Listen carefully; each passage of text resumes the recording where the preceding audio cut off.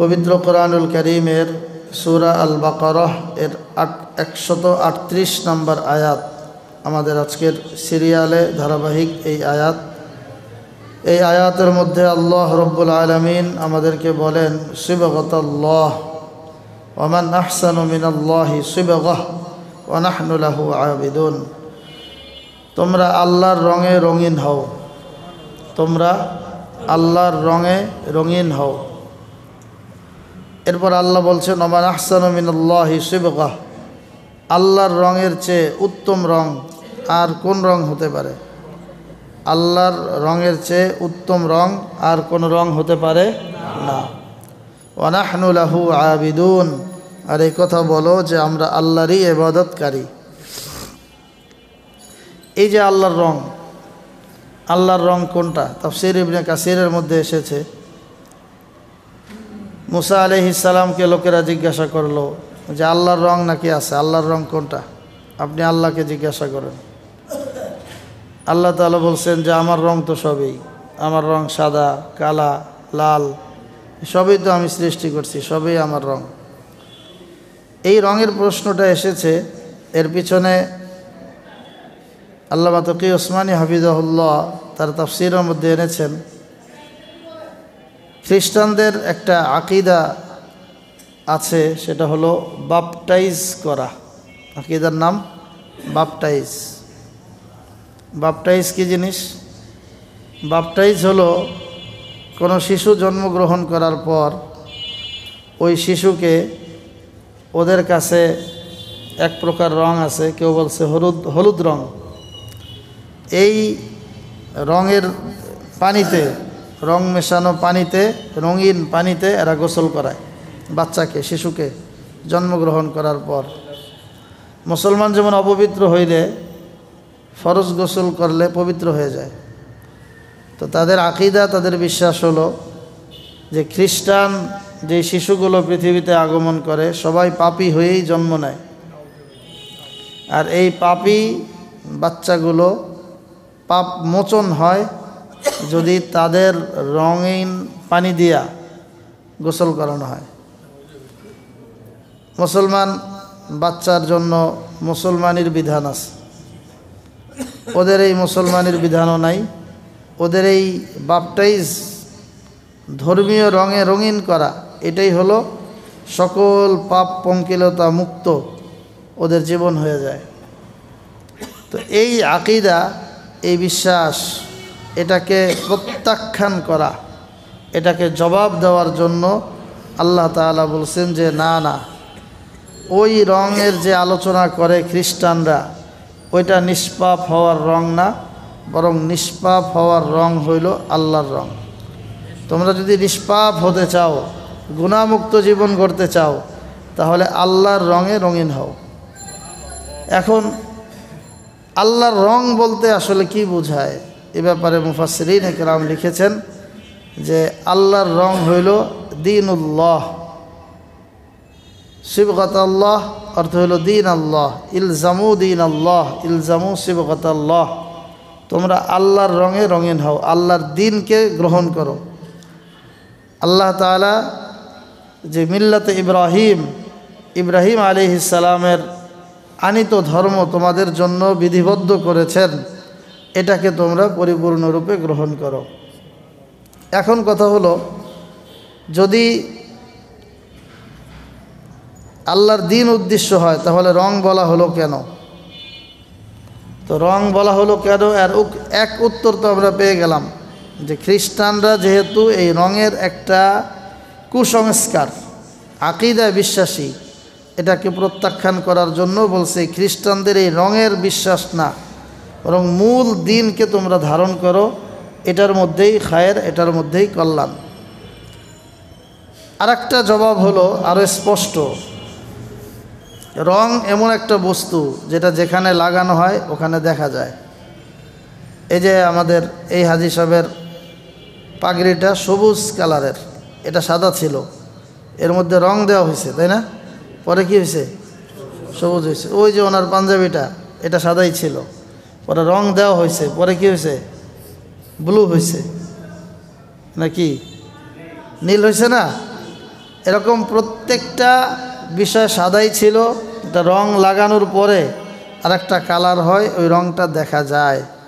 তো আল্লাহ তাআলা বলছেন যে তোমরা আল্লাহর দ্বীনের উপরে এমনভাবে আসো যে তোমাদেরকে দেখলে যাতে দ্বীনদার বোঝা যায়। দ্বীনের আলামত, দ্বীনের নিশানা, দ্বীনের নিদর্শন, দ্বীনের চিহ্ন তোমাদের মাঝে যাতে ফুটে উঠে, এইভাবে তোমরা দ্বীনকে গ্রহণ করো। এই যে অনেক মানুষ বলে নামাজ পড়ে না, কয় মনে মনে পড়ি, এটা না। সিবগাতাল্লাহ, আল্লাহর দ্বীনের রং হলো যেটা আল্লাহর নবী শিখায় গেছেন, যে নবী নামাজ পড়ছে সবাই দেখছে, নবী নামাজ পড়েন সবাই দেখেছে। যে মনে মনে নামাজ পড়া, দিলে দিলে নামাজ পড়া, এটা না, যেটা মানুষ দেখে ওইটাই করো। কোরআন তেলাওয়াত মনে মনে না, প্রকাশ্যে পড়ো, জোরে জোরে পড়ো, মানুষকে শোনায় শোনায় পড়ো।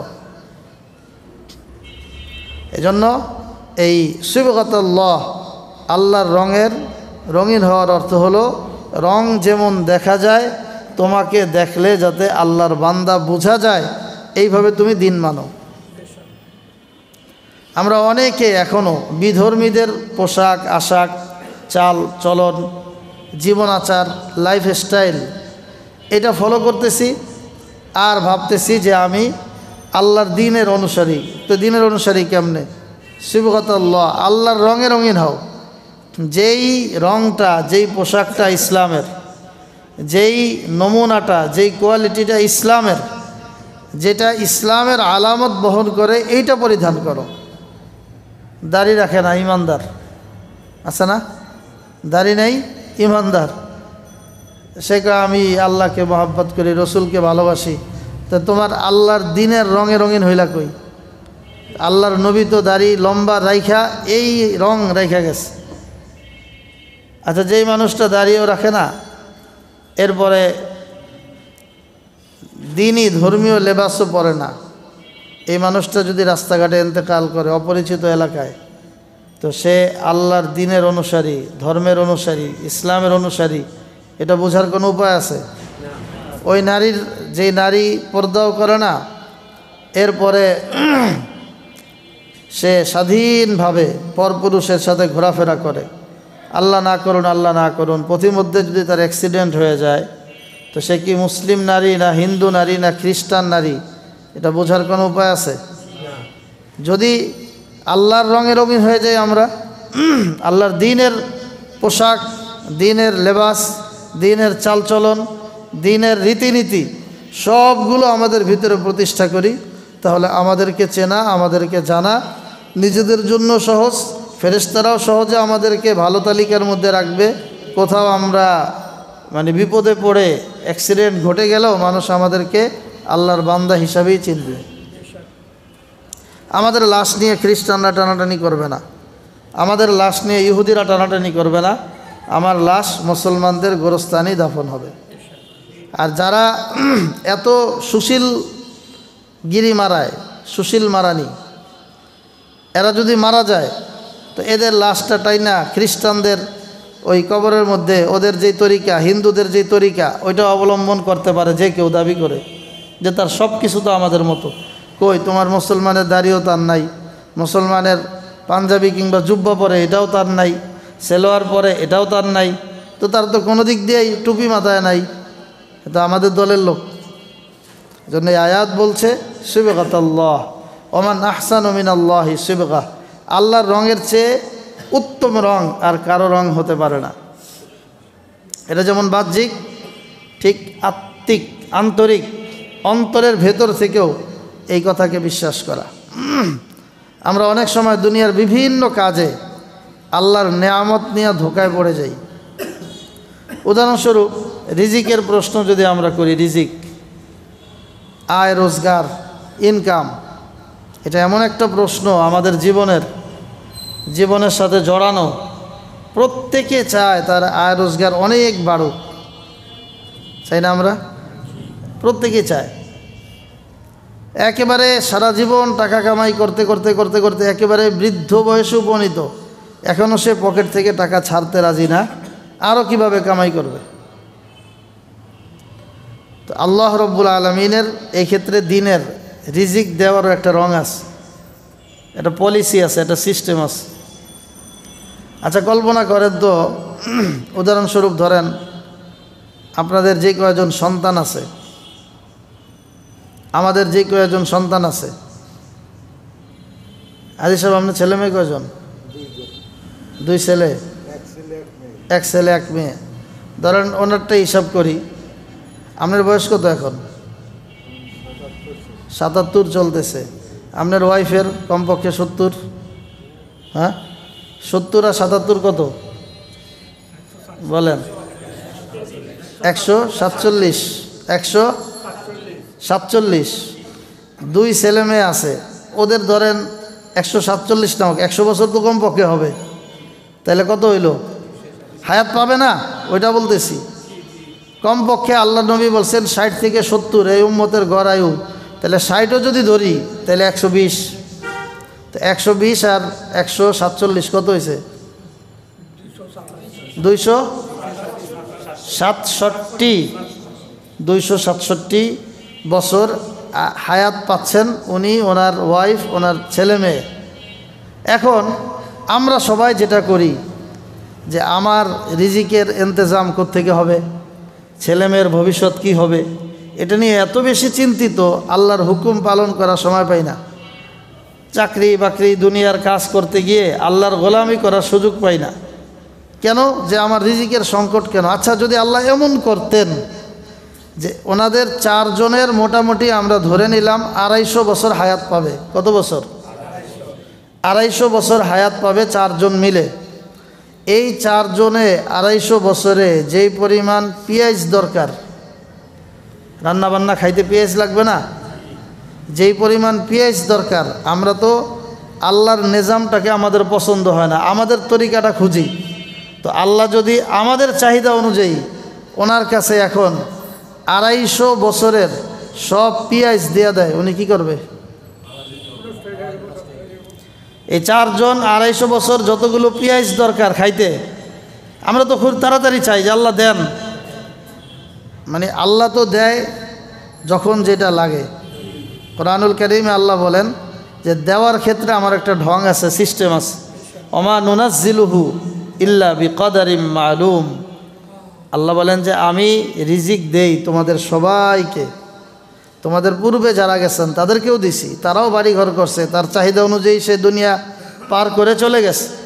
তোমরাও তোমাদের চাহিদা আকাঙ্ক্ষা প্রয়োজন এটা পূরণ করেই দুনিয়া থেকে বিদায় নিবা। তোমাদের পরবর্তী যারা আসবে তারাও এইভাবেই আসবে। এখন তোমার যেই খাই মেজাজ, এই অনুযায়ী যদি আমি দেই তাহলে তুমি এটা কুলাইতে পারবা না। আল্লাহ বলেন ওমা নুনাজ্জিলুহু ইল্লা বিকদারিম মালুম। আমি আল্লাহ রিজিক দেই, তবে পরিমাণ আমি বুঝে শুনে, যার যেটা বহন করার সহ্য করার ক্ষমতা আছে ওই পরিমাণে আমি আল্লাহ ধীরে ধীরে রিজিক দান করি। তো এই যে একটা সূরত আমরা বললাম, একটা উদাহরণস্বরূপ, ওনার কাছে যদি 250 বছরের পেঁয়াজ দেওয়া হয়, এটা আমরা সংরক্ষণ করতে পারবো? 250 বছরে যেই পরিমাণ গোস্ত উনি খাবে ওনার ফ্যামিলি, এটা যদি আল্লাহ আজকে দিয়ে দেয়, এই 250 বছর রাখতে পারবে সেভ করে? হ্যাঁ, তখন তো কইবেন আল্লাহ রিজিক কি জন্য দিলেন, সরায় দেন। কেন দিতেছেন আল্লাহ, সরায় দেন। আচ্ছা 250 বছরের আলু যদি দিয়ে দেয়, ডাউল চাউল আরও যা কিছু আছে, সব কিছুই যদি আমরা একটু ফিকির করি যে আমি যেই রবের গোলাম, যে আল্লাহ রব্বুল আলামিন আমাকে বানিয়েছেন, আমার কাজ হলো সিবগাতাল্লাহ, আমি আল্লাহর দিন অনুযায়ী চলতে থাকি, দিন মেনে, দিনের তরিকা মেনে, দিনের নিয়ম মেনে, দিনের উসুল মেনে আমি চলতে থাকি। আমাকে চালানো, আমার ফ্যামিলিকে চালানোর জিম্মাদারি হলো আল্লাহ তাআলার। আল্লাহ বলেছেন ওয়া ইম মিন শাইইন ইল্লা ইনদানা খাযাইনুহু। তোমরা কোন বস্তুর কথা বলো, যা কিছু কল্পনা করো, সব কিছুর খাজানা আমি আল্লাহ রব্বুল আলামিনের নিকট সংরক্ষিত আছে। অফিস সামাই রিজকুকুম, আল্লাহ বলেন তোমাদের রিজিক আকাশে। তোমাদের রিজিক কোথায়? আকাশ। আমরা এই রিজিকের পয়েন্ট এটা না বুঝার কারণে আল্লাহর রং গ্রহণ করতে পারি না, আমার সন্তানকে আল্লাহর দিন অনুযায়ী চালাইতে পারি না। সন্তানকে এই ছোটোবেলা থেকেই কিভাবে শুধু দুনিয়াবি মাল কামাই করা যাবে ওই পড়াশোনাটাই করায়। ওই পড়ার কিন্তু অন্য কোনো উদ্দেশ্য নাই, উদ্দেশ্য একটাই, কিভাবে মাল কামাই করবে। কেউ কি তার সন্তানকে ওই ব্রিটিশ কাউন্সিলে ভর্তি করে এই নিয়তে যে এখানে যতদিন পড়বে ততদিন আমার আমলনামায় নেকি লেখা হবে? এখানে ভালো করে ইংরেজি শিখবে, IELTS-এ ভালো রেজাল্ট করবে, সে বহির্বিশ্বে যাবে, পড়াশোনা করবে, অনেক কিছু করলো, মূল কথা কি আপনার অনেক টাকা কামাই করবে। আপনি যেই পরিমাণ টাকার স্বপ্ন দেখতেছেন ওই পরিমাণ টাকা চাইলেই পাবে না। আল্লাহ তাআলা যেটা পরিমাপ করে রেখেছেন ওইটাই পাবে। এর বেশি যদি হয়ে যায় তখন টাকা নাকি, গতকালকে একজন বলল বনানীতে 200 বস্তা টাকা ফালায় চলে গেছে। কয়শো বস্তা? 200 বস্তা নগদ টাকা ফালায় রেখে চলে গেছে। যখন বেশি হয়ে যাবে লোড কুলাইতে পারবো না আমরা। এই জন্য আল্লাহর কাছে সবসময় শুকরিয়া আদায়ের উপরে থাকা, কৃতজ্ঞতা প্রকাশ করা যে আমার যে হালত, চাহিদা থাকবে, চাহিদা নাই কার? একজন আমরা আমাদের চাহিদা পেশ করি, গিয়া কমিশনারের কাছে বলি যে আমাদের এইটা সমস্যা সমাধান করে দেন, ওই কমিশনারের চাহিদা নাই? কমিশনার গিয়ে এমপির কাছে ধর্ণা দেয়, তার এমপির চাহিদা নাই? এমপি যায় মন্ত্রীর কাছে, তার চাহিদা নাই? মন্ত্রী যায় বাজেট করতে প্রধানমন্ত্রীর কাছ থেকে হাত পা ধরে আনতে, তার চাহিদা নাই? পুরো দেশেরই তো চাহিদা আছে, এই দেশ আর এক দেশের কাছে চায়া পয়সা রয়েছে, তা আপনি আমি কার কাছে চাইতেছি? এজন্য দাওয়াত ও তাবলীগের মেহনতের এক মুরব্বী ছিলেন ওমর পালনপুরি রহমতুল্লাহি আলাইহি।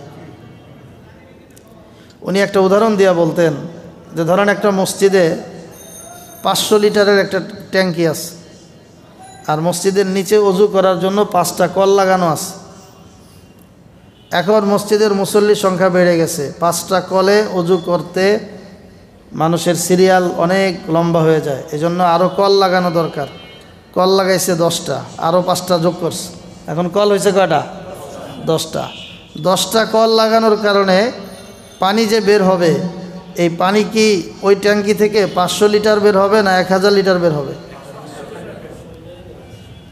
কল কিন্তু লাগছে 10টা, আগে 5 কলে 500 লিটার বের হইতো, এখন 10 কলে কি 500 লিটার না 1000 লিটার? হ্যাঁ, 1000? 1000 না 500? উপরে আছে কত? বের হবে কত? আছে কত? বের হবে কত? এখন যদি আমি পানি বাড়াইতে চাই তাহলে আমার উপরের ট্যাঙ্কিটা চেঞ্জ করে ওখানে 500-র জায়গায় 1000, 2000 যা পারেন লাগান, তাহলে আপনি নিচে অনবরত সবসময় পানি পাইতে থাকব। আমাদের ফ্যামিলির অনেক চাহিদা, অনেক প্রয়োজন, অনেক জরুরত, এগুলো পূরণ করার জন্য আমরা বিভিন্ন আয় রোজগারের পথ খুঁজি। আগে একটা চাকরি করত, এখন চাকরির পরে বিকেলে এসে আবার একটু ব্যবসা করে। আগে একা ইনকাম করত, এখন নিজের ছেলেকেও লাগাইছে, মেয়েকেও লাগাইছে, এরপরে স্ত্রীকেও লাগাইছে, ঘরের মধ্যে কাজ টাজ দিয়ে দিছে, সবাই মিলে ইনকাম করতেছে। কিন্তু বাসার ছাদে ট্যাঙ্কি আছে 500 লিটার, সবাই মিলে সারাদিন চেষ্টা করলেও আয় রোজগারের পরিমাণ কি বাড়বে? যদি পরিমাণ বাড়াইতে হয় তাহলে উপর থেকে বাড়াইতে হবে। সেই উপর হইল মুমিনের, হইল আল্লাহ। মুমিনের উপর কি? আপনি উপরে ট্যাঙ্কি বাড়ায় দেন, তখন 500 লিটারের জন্য 10 কল, ওই 5 কল দিয়েই 1000 লিটার পানি চলে আসবে। আমাদের অনেক হাত বাড়ছে, খাত বাড়ছে, আয় রোজগারের অনেক লাইন বাড়ছে, কিন্তু মানুষের জীবন থেকে বরকত উঠে গেছে। হাহুতাশ, হতাশা, অস্থিরতা, এটা আমাদের ঘরে ঘরে, মানুষে মানুষে, জনে জনে। কেন? যে আমি উপরে যেখান থেকে বাড়ে ওই জায়গায় বাড়াই নাই, আমি নিচে কল বাড়াই দিছি। কল বাড়াইলে পরিমাণ বাড়বে না, কল বাড়াইলে কি হবে না? পরিমাণ। আমি অনেক চেষ্টা করতে পারি, 1 চাকরির জায়গায় 6 চাকরি করলাম, 9 চাকরি করলাম, কোনো ফায়দা হবে না যদি উপর থেকে বরাদ্দ না হয়। আর আল্লাহ বলেছেন যে ওয়া ইম মিন শাইইন ইল্লা ইনদানা খাযাইনু ওয়া মা নুনাজ্জিলুহু ইল্লা বিকদারিম মা'লুম। সব খাজানা আমি আল্লাহর কাছে, আমি পরিমাণ বুঝে তোমার জন্য এটা বরাদ্দ করি।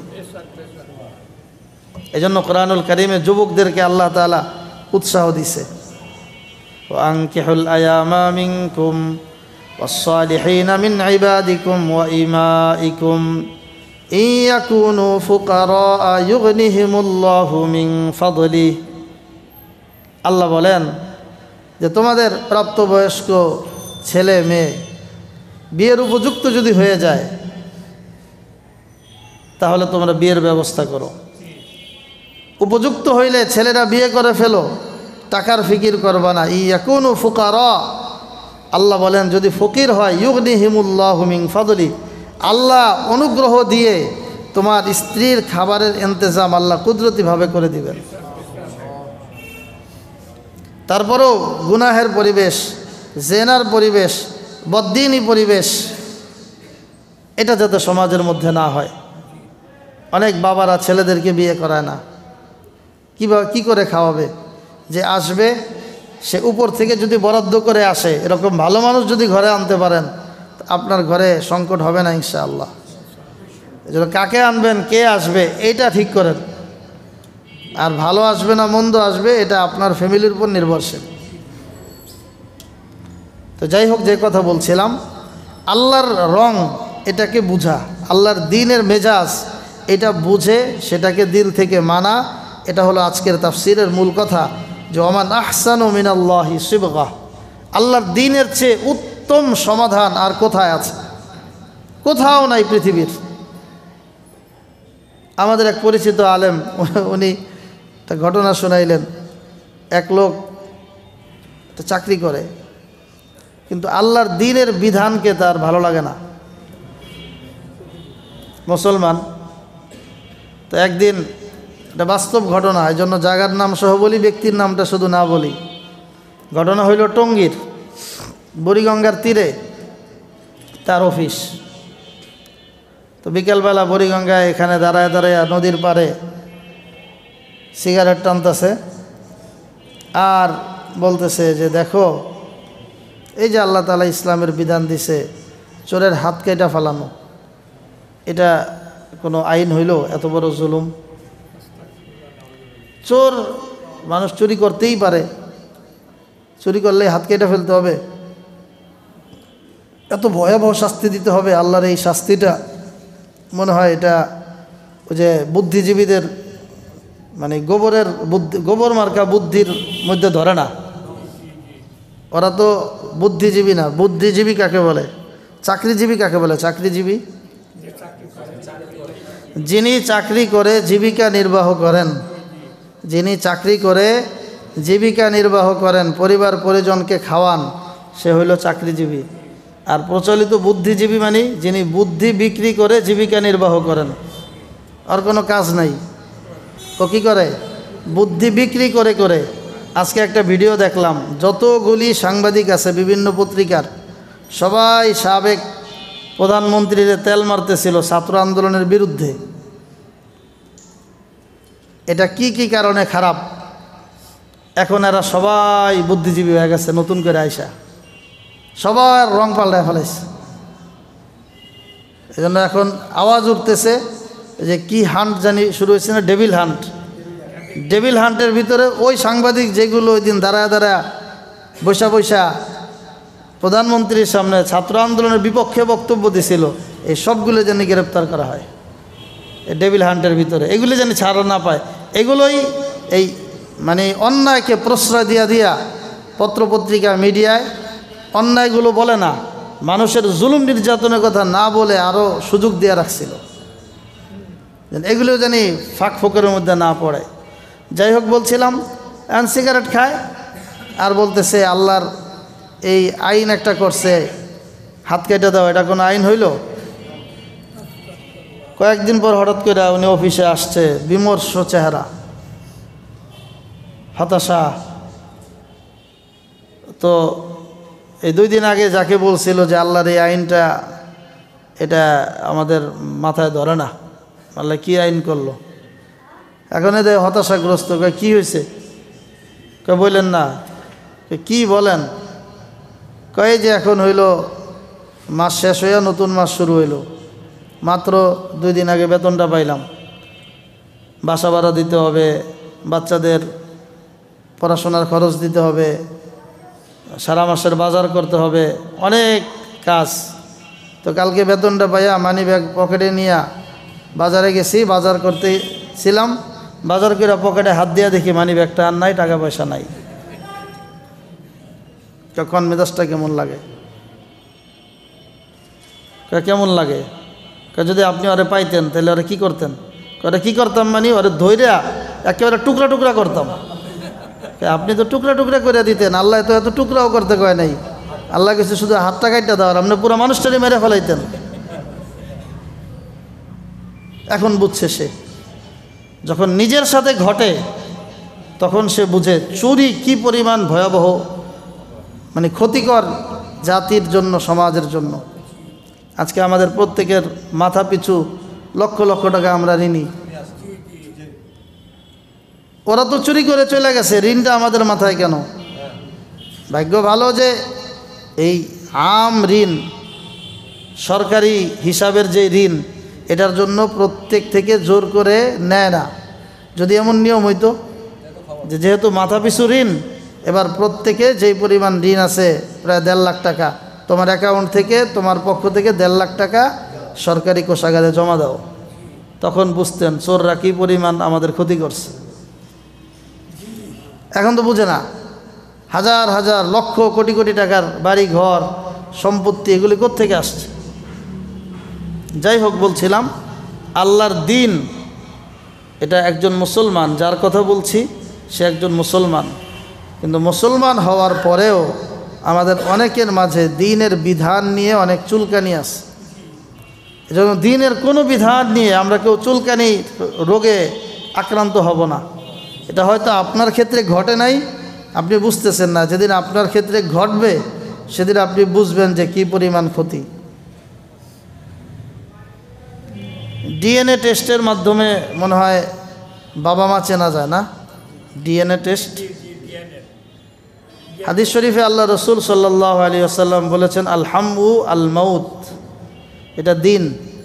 আল হামু আল মাউত, দেবর মৃত্যু সমতুল্য, দেবর মৃত্যু সমতুল্য। মানে কি? মানে হলো আপনার ঢাকায় বাসা আছে, আপনার ভাই দেশে কলেজ শেষ, ভার্সিটি লাইফে ঢুকবে। এখন এই ছেলেটার ঢাকায় থাকার জায়গা নেই, হলে এখনও সিট পায়নি, থাকবে কোথায়? হ্যাঁ, ভাইয়ের বাড়িতে। আপনি থাকবেন অফিসে, সে তো থাকবে বাসায়। এই যে সময়গুলো আল্লাহ রসুল বলছেন এটা মৃত্যু সমতুল্য, এখানে দুর্ঘটনা ঘটবেই।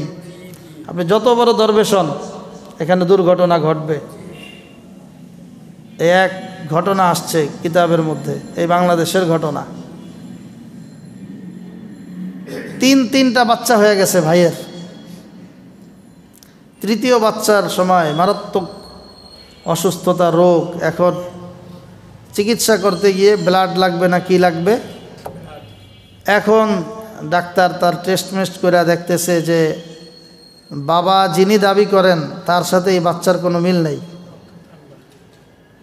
যিনি মূল বাবা দাবি করেন তার সাথে এই বাচ্চার কোনো মিল নাই।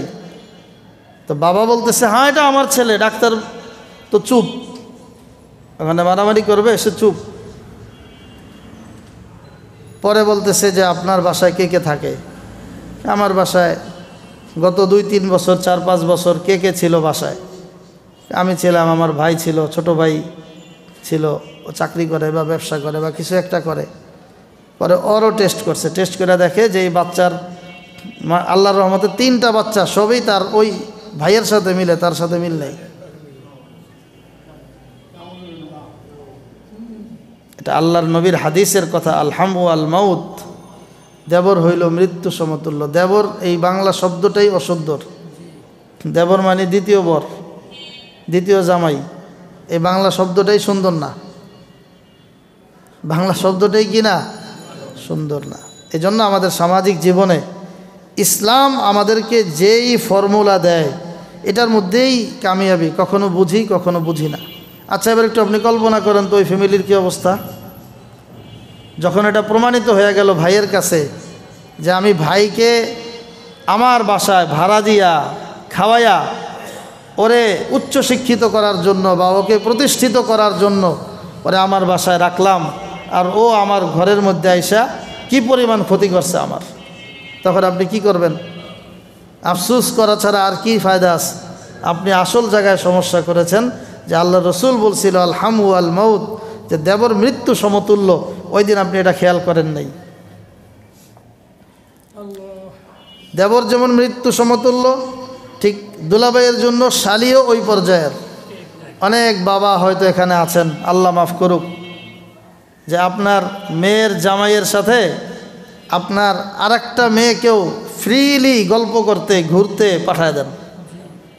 তো দুলাভাইয়ের সাথে যা ঘুরায়, দুলাভাইয়ের সাথে একটু পার্কে ঘুরায়, দুলাভাইয়ের সাথে একটু লাঞ্চ করায়, ডিনার করায়, ফুর্তি করায়, একটু ট্যুরে ঘুরায়। দুলাভাইও মানুষ, ওই শালিও মানুষ। দুলাভাই শালিরে নিয়ে চলে গেছে, এরকম দুলাভাইয়ের সংখ্যা পেপার পত্রিকায় অভাব নেই। এটাও মৃত্যু সমতুল্য। এগুলো ফ্যামিলিগতভাবে, ভিতরগতভাবে দিনের রং আমাদের থেকে চলে গেছে। এই কারণে ফ্যামিলিতে ঘরে ঘরে আমাদের কাছে প্রতিদিন আপনারা যারা পরামর্শ করেন, বর্তমানে অধিকাংশ পরামর্শই আমার কাছে যেই পরিমাণ, আজকেও মাগরিবের পরে একজনে পরামর্শ করছে, অধিকাংশ পরামর্শই স্বামী স্ত্রীর মধ্যে অমিল, বিভিন্ন কারণে। কারণ একটা না, অনেক। সন্তান অবাধ্য, এগুলো হলো বর্তমানের আলোচ্য বিষয়। এজন্য আমাদের ফ্যামিলির মধ্যে, ঘরের মধ্যে আল্লাহর রং, আল্লাহর দিন, এটা সব জায়গায় ঢুকানোর চেষ্টা করতে হবে, সব জায়গায়। শুধু এমন না যে একজন আমি মসজিদে আসি, আমার নামাজে, আমার লেবাসে, পোশাকে না, আমারটাও যেমন লাগবে, আমার স্ত্রীরটাও ওইরকম দিনদারি পরিবেশ লাগবে। ঘরের মধ্যেও আল্লাহর নবীর ঘরের মধ্যের পরিবেশ কেমন ছিল, এটা হলো সিবগাত আল্লাহ, দিনের রঙে ঘর সাজানো। আমাদের ঘরটা দিনের রঙে সাজানো কিনা একটু ফিকির করা, একটু চিন্তা করা, নইলে চেষ্টা করা। আমার শ্বশুর বাড়ি দিনের রঙে সাজানো কিনা, আমার দাদার বাড়ি, দাদির বাড়ি, নানার বাড়ি, মামার বাড়ি, চাচার বাড়ি, এগুলো নিয়ে পরিকল্পিত মেহনত করা। আমরা এখন দায়ী না হওয়ার কারণে মাদউ হই। নিজেরা যখন দিনের দাওয়াত না দেই, তখন ওই সমাজ পারিবারিক চাপে বিভিন্ন গুনাহের মধ্যে জড়ায়। বলে যে ভাই আপনি এই কাজটা করলেন, কেউ বলেন না হুজুর আত্মীয়তা রক্ষার্থে ওখানে যাওয়া লাগে, ওখানে সম্পূর্ণ নাজায়েজ পরিবেশ, তারপরেও সে হাজির। আত্মীয়তা রক্ষার্থে যাওয়া লাগে কেন? আপনি ওই আত্মীয়কে দিনের রঙে রঙিন করে দিতেন, তাহলে তো আত্মীয়তা রক্ষার্থে গেলে আরও নেকি হইতো। এখন যে আত্মীয়তা রক্ষার্থে যাচ্ছি তো গুনাহ করতেছি, পাপ করতেছি। এজন্য আল্লাহ বলছেন ওমান আহসানু মিনাল্লাহি সিবগাহ, আল্লাহর রঙের চেয়ে উত্তম রং পৃথিবীতে কারো নাই। আল্লাহর আইন, আল্লাহর নিয়ম, নবীর তরিকা, এটার থেকে উত্তম কোনো তরিকা এই পৃথিবীতে নাই। এটাই আমাদের জন্য সর্বোত্তম তরিকা। এই কথাটা শুধু শোনা না, প্রত্যেকে ফিট করা নিজের মধ্যে, সব জায়গায়, সর্বত্র, নিজের প্রত্যেকটা ক্ষেত্রে। এরপর আল্লাহ বলছেন ওয়ানাহনু লাহু আবিদুন, এই কথা বলো যে আমরা আল্লাহরই ইবাদত বন্দেগী করি। ইবাদত করি একমাত্র কার? আল্লাহ। সুতরাং আমাদের যে কোনো পেরেশানি, বিপদ আপদে আমাদের পাশে থাকবেন আল্লাহ। আল্লাহ আমাদের হয়ে যাবেন। আমাদের হাত, পা, কান, নাক, অঙ্গ প্রত্যঙ্গ সবগুলো আল্লাহর হয়ে যাবে। এই জন্য ভাইয়েরা আমার, আজকের আলোচনা এই পর্যন্তই, যে আমাদের গোটা জিন্দেগির মধ্যে দিনের রং, এটাকে গ্রহণ করার চেষ্টা করা। মুফাসসিরিনে কেরাম লিখেছেন সিবগাতুল্লাহ আই দীন আল্লাহ, ফিতরাতুল্লাহ, আল্লাহর যেই দিনের মেজাজ, এটাকে নিজের মেজাজ বানায় ফেলানো। মেজাজ বানাইতে পারলে আমাদের জন্য সব সহজ, না বানাইতে পারলেই কঠিন। আমি মাঝে মাঝে মুসল্লিদেরকে নিয়ে অবাক হই, নিজেকে নিজে ধিক্কার দেই অনেক সময়। সেটা হলো এই যে বিভিন্ন ওয়াক্তের নামাজে দেখি অনেক মুসল্লি ভাইয়েরা, ফজরেও আমাদের আলহামদুলিল্লাহ 4-5 কাতার, 100-র উপরে মুসল্লি, এই মহল্লারই 100-র উপরে মুসল্লি এখানে যিনি আসেন। আমারটা তো আমি একটা পর্যায়ে ধরে নিতে পারি যে এটা আমার ডিউটি, এটা আমার চাকরি, আমি এই জন্য আসি। কিন্তু 100 জন মুসল্লি যে আসলো, এটা তো তার ডিউটি না, তার চাকরি না। সে আসছে কেন? যে দ্বীনের মহাব্বতে, আল্লাহর মহাব্বতে সে এখানে আসছে। তখন আমি নিজে মাঝে মাঝে নামাজে দাঁড়াইয়া নিজেকে ধিক্কার দিই, আমার থেকে আমার পেছনের মুসল্লিরা অনেক ভালো। এই যে আমি এখন আলোচনা করতেছি, এটা আমার চাকরির একটা অংশ, এটা আমার দায়িত্বের একটা অংশ বলে আমি বলতেছি। আপনি না বসলে আপনাকে কেউ ধরতো না, আমি আলোচনা না করলে আমি জিজ্ঞাসিত হব। তো সেই জায়গা থেকে আমি তো দেখতেছি যে দ্বীনের মেজাজ আমার থেকে আপনাদের মধ্যে বেশি আছে। এই মেজাজটাকেই শুধু এতটুকুতে সীমাবদ্ধ না রেখে আমাদের সব জায়গায় যদি আমরা ফিট করতে পারি, ইনশাআল্লাহ আল্লাহ আমাদের দুনিয়া সুন্দর করবে, আখেরাত সুন্দর করবে।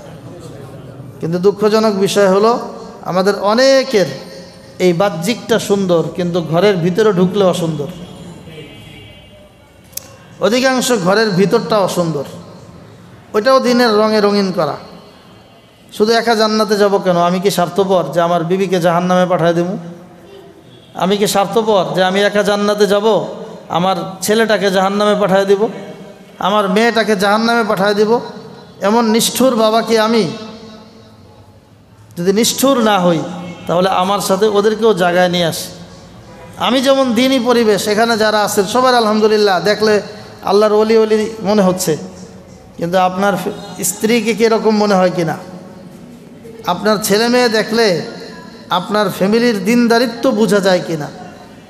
সবচেয়ে বেশি লজ্জা লাগে তখন যখন দেখি রিক্সায় এক পাশে দাড়িওয়ালা টুপিওয়ালা বড় মুরব্বী, আর এক পাশে আস্তা একটা শয়তান মায়া বড় দামরা, এটারে নিয়ে যাইতেছে রিক্সায় খোলামেলা।